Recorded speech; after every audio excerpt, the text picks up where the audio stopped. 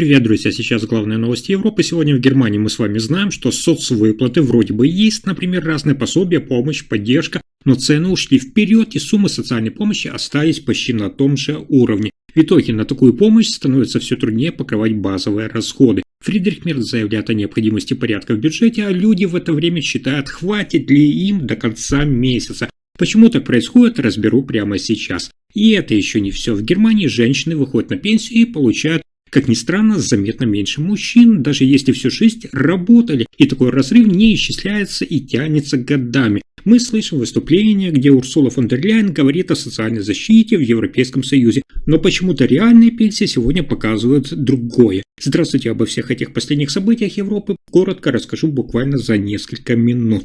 Итак, сегодня в Германии есть много разных социальных выплат, которые существуют десятилетиями, но при этом постепенно теряют свою реальную ценность. Я хотел бы о них рассказать, потому что многие из них формально сохраняются, но их реальная компенсирующая способность значительно снизилась из-за инфляции и роста стоимости жизни. То есть я имею в виду, что суммы растут медленнее, чем расходы людей на жилье, продукты и услуги.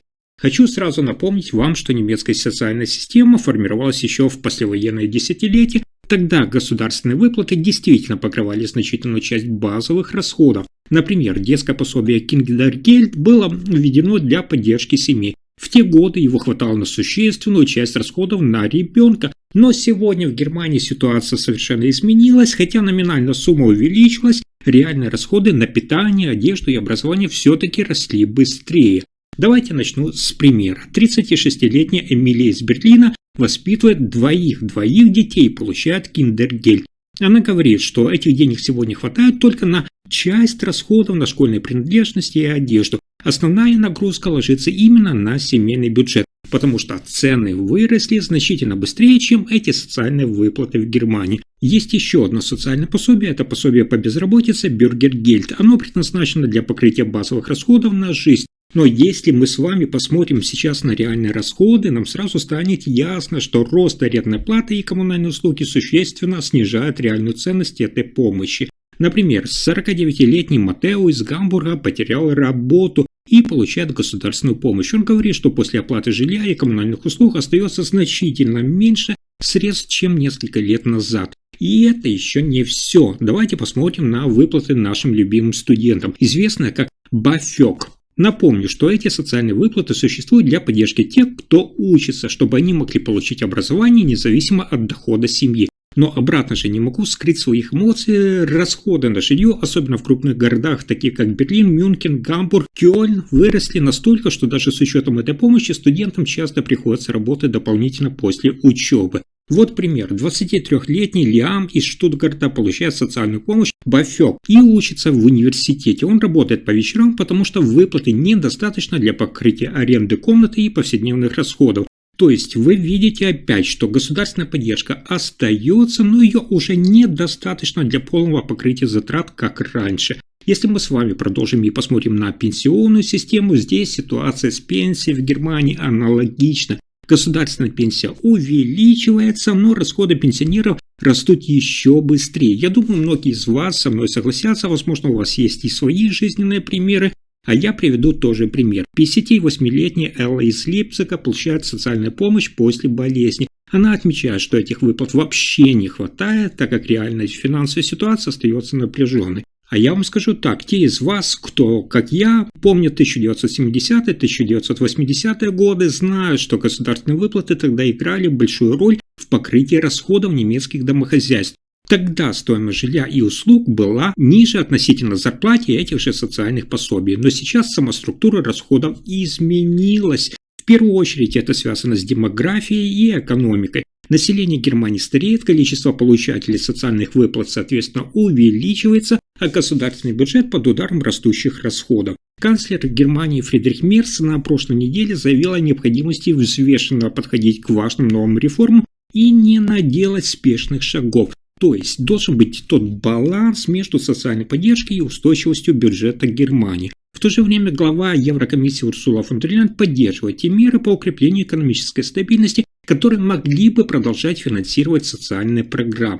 Таким образом, те соцвыплаты, которые я назвал, обеспечивают базовую поддержку для семей, студентов, безработных и пенсионеров, но их реальная ценность зависит от того, насколько быстро сегодня растут расходы на жизнь.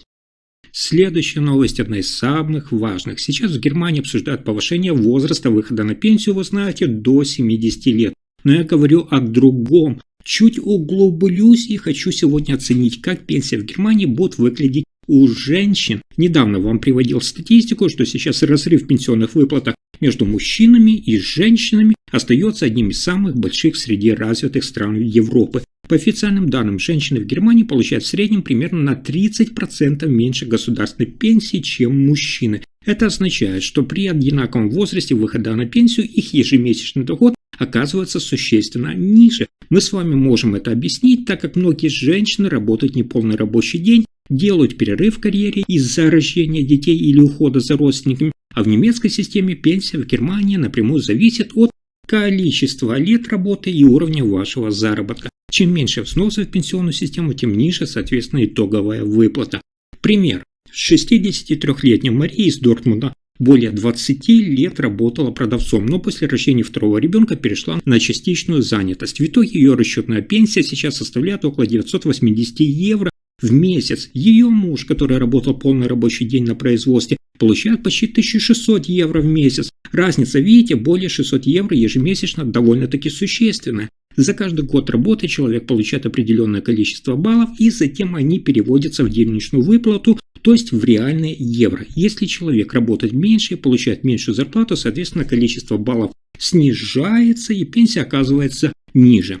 И это еще не все. Хочу сделать акцент на поколении женщин в возрасте от 40 до 55 лет, потому что здесь уже видны будущие риски. Многие из них уже понимают, что государственная пенсия не сможет полностью покрыть привычные расходы, которые они имеют сейчас. Например, 48-летняя Фрида из Эссена работает медицинским ассистентом и ранее воспитывала 3 детей. Она уже подсчитала, что ее государственная пенсия составит около 1100 евро. Поэтому она начала откладывать дополнительно через частные пенсионные программы, чтобы компенсировать разницу. Давайте еще посмотрим немного назад, в историю. Ситуация постепенно меняется, но очень медленно. В 1980-х, 1990-х годах значительно больше женщин, чем сегодня, вообще не работали полный рабочий день. Сейчас участие женщин в рынке труда немного выросло, но все равно разница в доходах и количестве рабочих часов сохраняется.